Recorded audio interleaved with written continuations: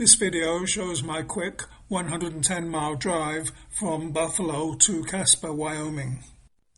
The current location of Casper was an important point on all three main historical trails taken by the pioneers as they moved west, namely the California, Oregon, and Mormon trails, as well as being on the Pony Express route.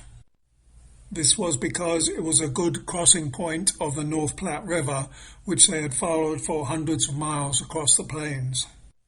I made two stops, the first at the National Historical Trails Interpretive Center in Casper, and the second very close to where the river crossings actually occurred at Fort Casper, which was built by the U.S. Army to protect pioneers. Embedded photographs of these locations are indicated by the two blue markers on the map.